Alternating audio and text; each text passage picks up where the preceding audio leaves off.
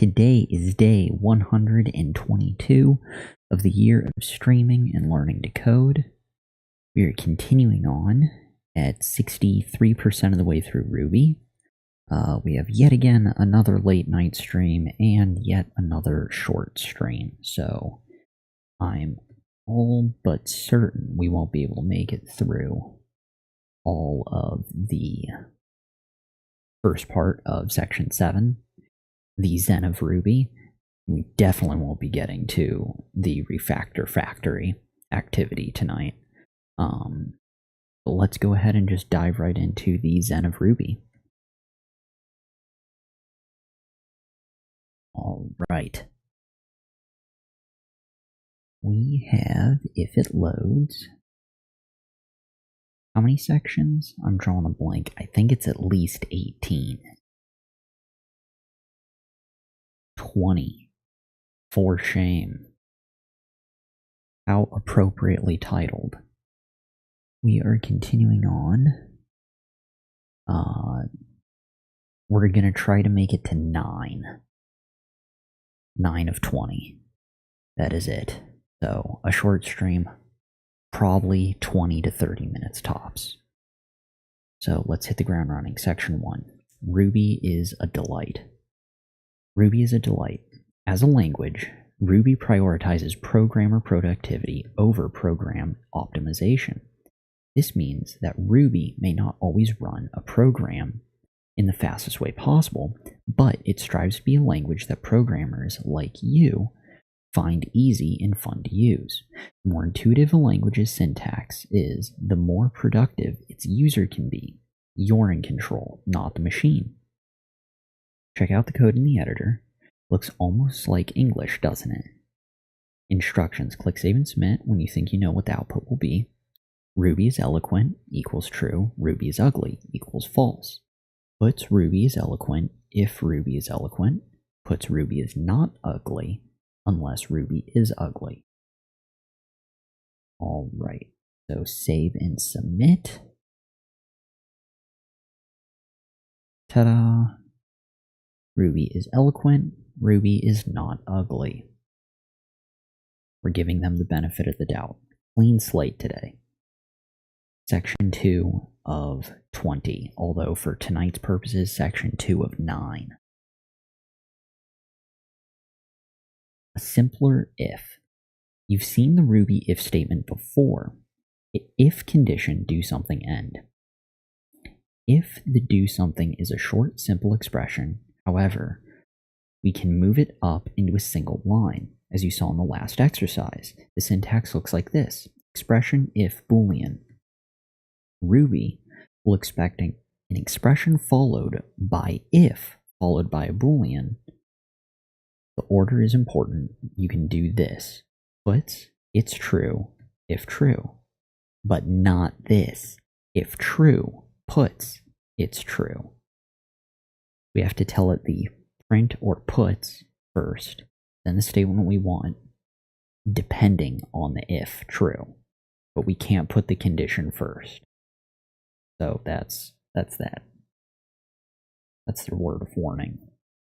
It's also important to note that if you don't need an end when you write your if statement, it's also important to note that you don't need an end. Okay, this is an end-free format. Instructions, give it a go. Type a one-line if statement in the editor to the right. It can be whatever you like. Hey, little cat, do you want to type an if statement? Perhaps? No, you just want scratches. Fair enough. Tell you what, how about you assume the napping position so we can get through this? Does that sound good? No team effort? Let's do that. Let's move you into the napping position. 1, 2, and 3. Find the toes and the claws. Oh, there we go. Who's a happy little kitty? Let's fix the webcam.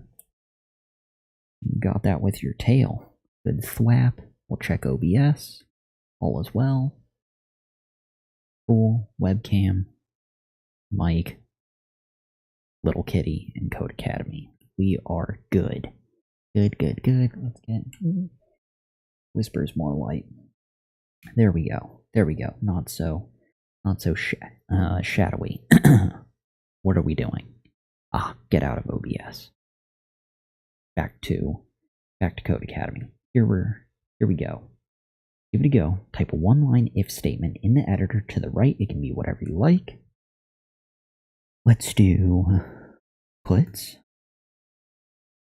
quote, little kitty is napping, if true. Will that work? I hope it works. Save and submit. Ta-da! Little kitty is napping because it's true. Right? We all saw it. She is now beneath the desk. The one line unless. You can do the exact same thing with the unless statement. The order is the same as before. Something for Ruby to do, the unless keyword, and then the expression that evaluates to true or false. Remember, you don't need an end if you write a one-line if or unless instructions. Go ahead and type a one-line unless statement in the editor. It can be whatever you like. Puts little kitty isn't napping, huh? Totally different than the last one.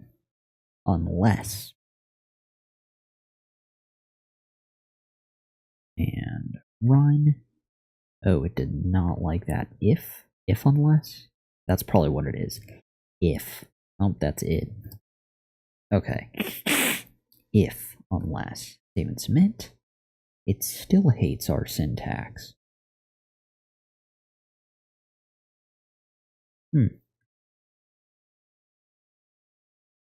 Oh, unless false.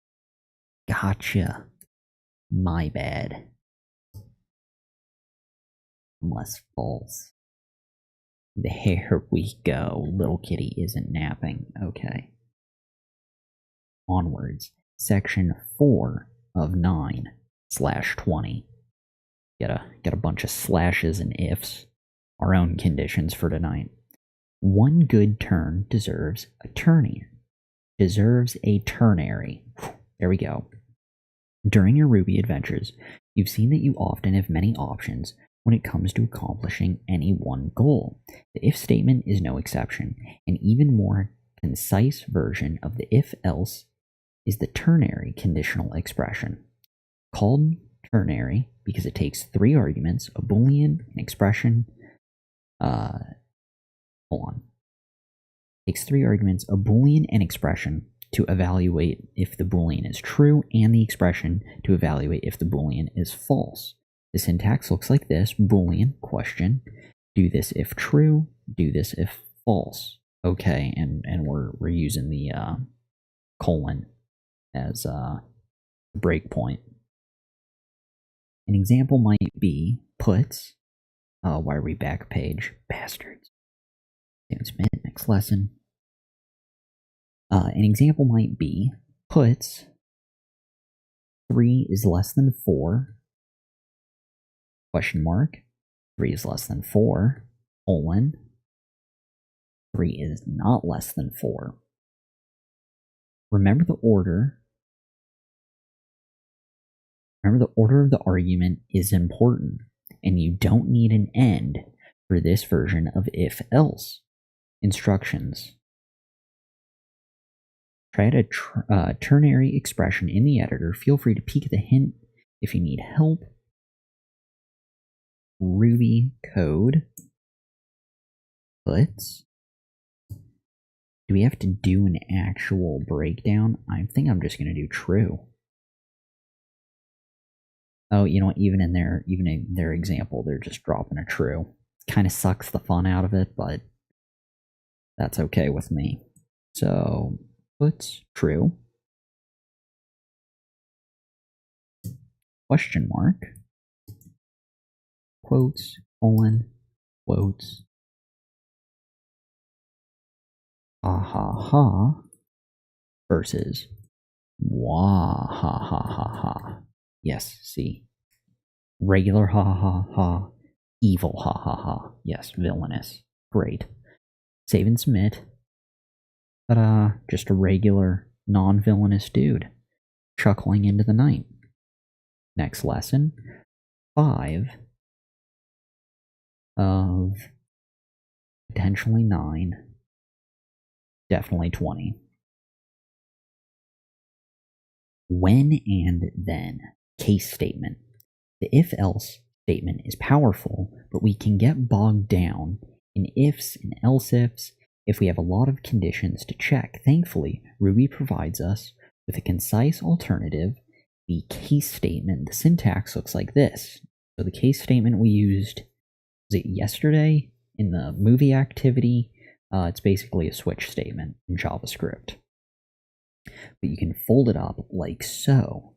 So case language, when JS, puts website, when Python, puts science, when Ruby, puts web apps, else I don't know, followed by end. Here, we can do case language, when JS, then puts website, when Python, then puts science, when Ruby, then puts web apps, else puts I don't know, end. It's like a short story. Almost, I mean, that's like a real... That's almost like a regular human paragraph. Slightly impressive. Okay, instructions.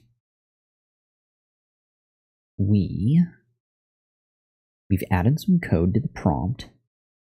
We've added some code to the prompt. There's no the. I'm looking at this the and putting it over here. We're going to try one more time.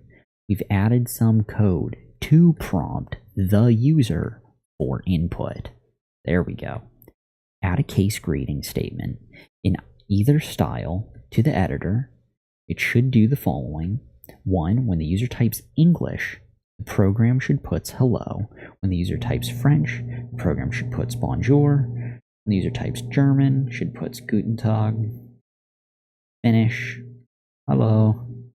Otherwise, the program should put I don't know that language. Make sure outputs are exactly as shown, including the exclamations. Blank, blank, blank. Blank, blank, blank. Puts.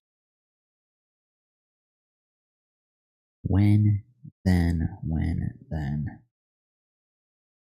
We've got 1, 2, 3, and 4.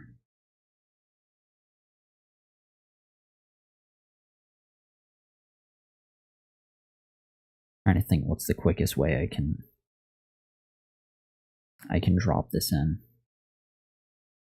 Honestly, the best way, it's going to be a lot of back and forth touch-up work, but this is the quickest way I can think of doing it.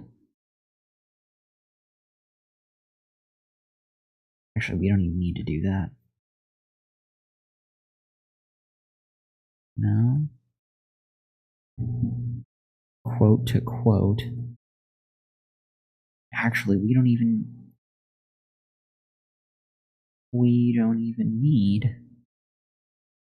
How cool is that, the exclamation? Because it already has an exclamation. Oh, that's so damn clever. If we can get the G. We've got a misbehaving G. That's interesting. Guten Tag has a space, and the third one is web apps, and that has a space. Not that anyone else in the universe cares about that, but I just find that interesting. That number 3 in the example has a space, and web apps also has a space. Tons of fun. The little things in life. Alright, and lastly, I'm going to take you again. Ruby. We're going to call it lies.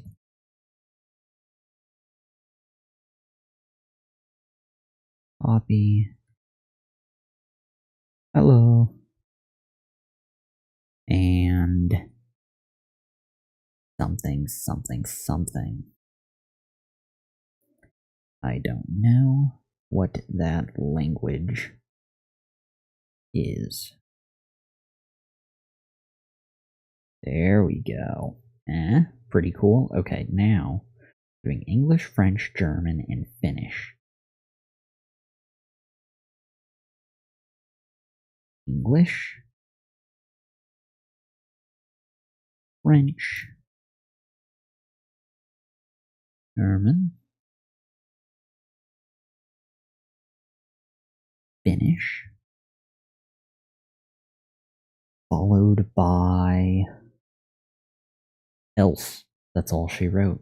That is the end of this tale. Save and submit. Hello there. We will do, let's do German. German. Oh, frag.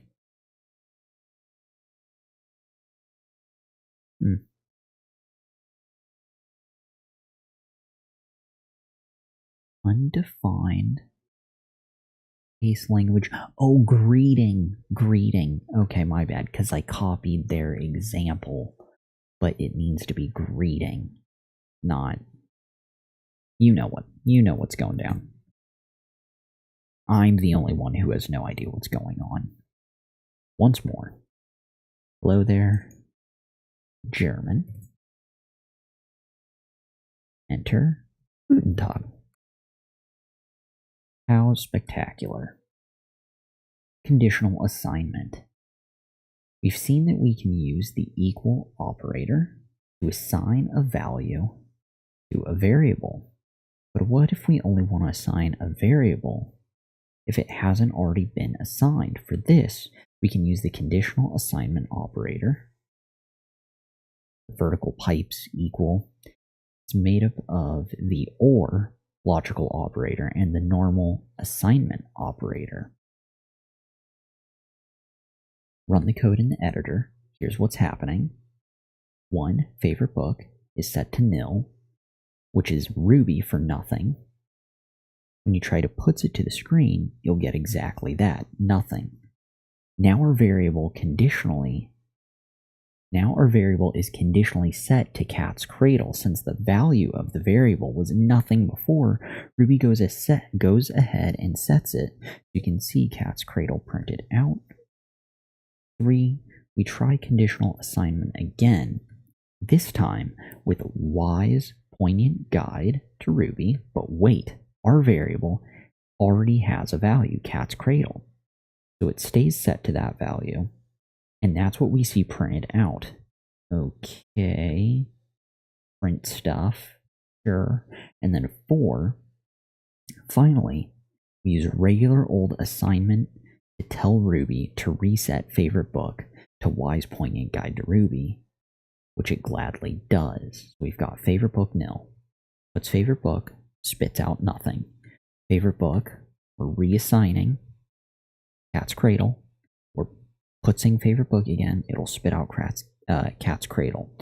Then we're reassigning favorite book, wise poignant guide to Ruby, but it gets frustrated because cat's cradle is already there.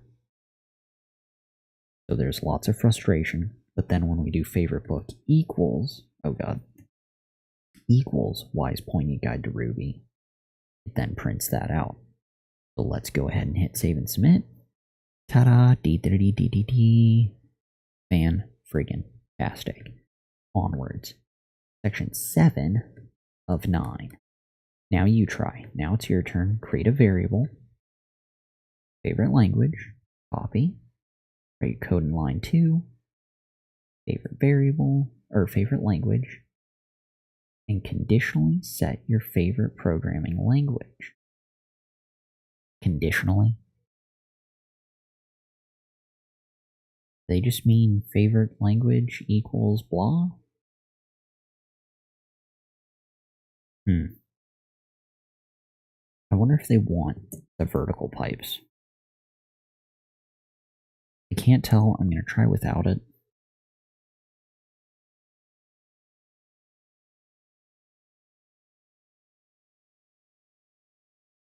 Favorite language. That's a toughie.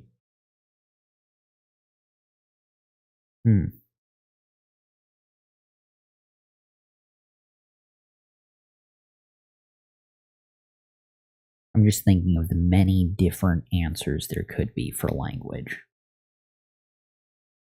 I speak English. Well, I stumble through English, but that would be technically my native tongue. There's other fun ones, like math and music, but they probably aren't asking for that. Or there's the more appropriate and applicable coding or programming languages, which, you know what? Let's go with SAS. SAS was a good course.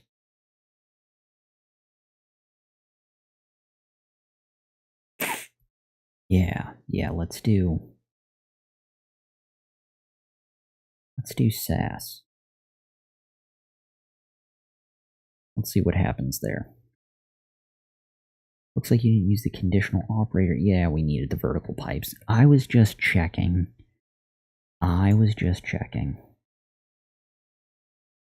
Ta-da! Dee-dee-dee-dee-dee-dee. Beautiful. Next lesson, implicit return. We know that methods in Ruby can return values, and we ask a method to return a value when we want to use it in another part of our program. What if we don't put a return statement in our method definition, though? For instance, if you could breathe, but I can't,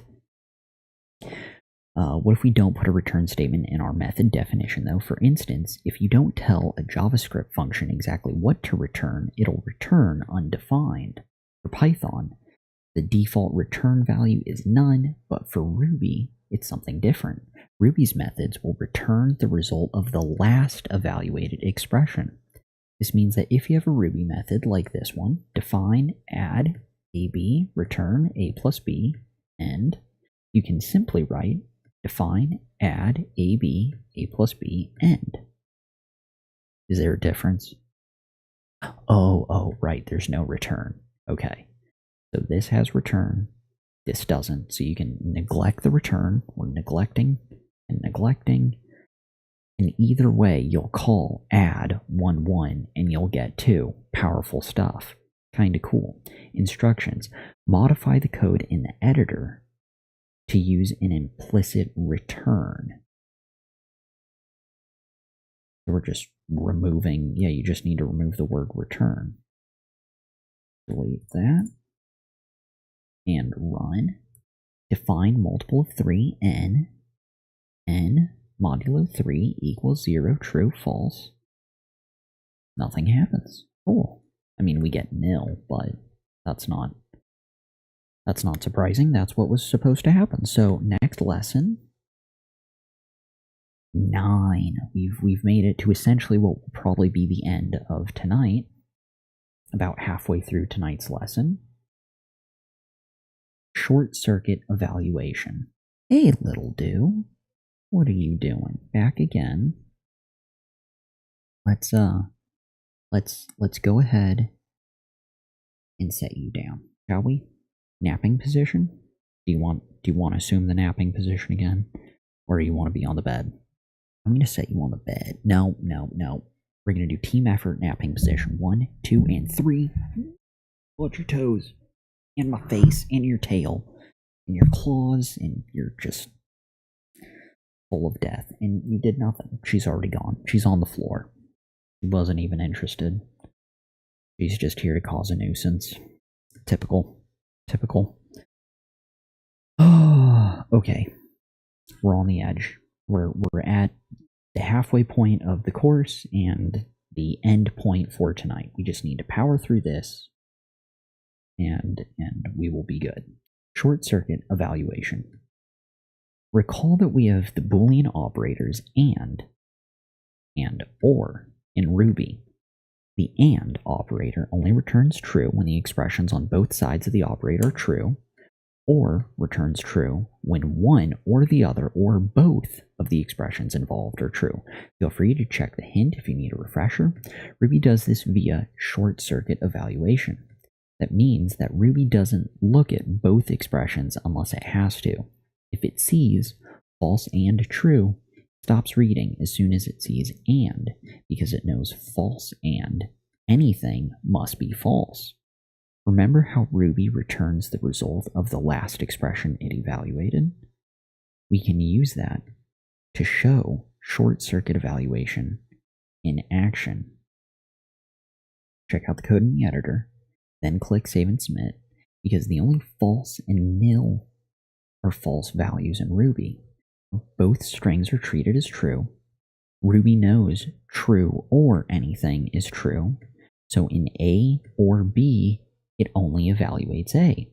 Since it might encounter a false in the B part of an A in B, however, it has to evaluate B, which we see in the result. Okay, so we've got these different scenarios. Define A, puts was evaluated, return true, end. Define B, puts B was also evaluated, return true, end. Puts A or B, since it's OR, it's going to print right as A. We've got this one, and then we've got puts. That's just the break. And then we've got puts A and B, which will only trigger after it reads B because both need to be true for the AND. So let's go ahead and hit save. Fire away. A was evaluated, true. The break, A was evaluated, and B was also evaluated. How cool is that? True. And our friend nil, forever lurking there in the abyss that is Ruby. Okay, so there's that. We're on to 10, and we're actually going to pull the plug. Good. Let's see. We'll do a quick little, I guess, preview for tomorrow. The right tool for the right job. Sooner or later, you're going to need to perform a repetitive task in your program. Many program languages allow you to do this with a for loop, and while Ruby does include for loops, there are better tools available to us. If we want to do something specific, a specific number of times, we can use the dot times method, like so. 5 dot times puts all kinds of fun stuff. If we want to repeat an action for every element in a collection, we can use dot each. 1, 2, 3 dot each x puts times 10. All right. Puts x times 10. So whatever gets pulled from the array. Fair enough. Instructions. Let's get a little inventive tomorrow. Good. Let's back out, see where we stand for today. Where day 122 concludes. For the course as a whole, we're still at 63%, but for lesson 7, we are now 45% of the way through with 1,414 points. 14, that's tons of fun. And 196 badges to our name. Good times. Day 122 comes to an end. Let's go ahead and back out. Thank you again to anyone and everyone who may have stopped by to view the stream. Greatly appreciate it, as always. The adventure continues tomorrow. In the meantime, we are stopping the stream. Are you sure you want to stop the stream? Hell yeah. Kill it.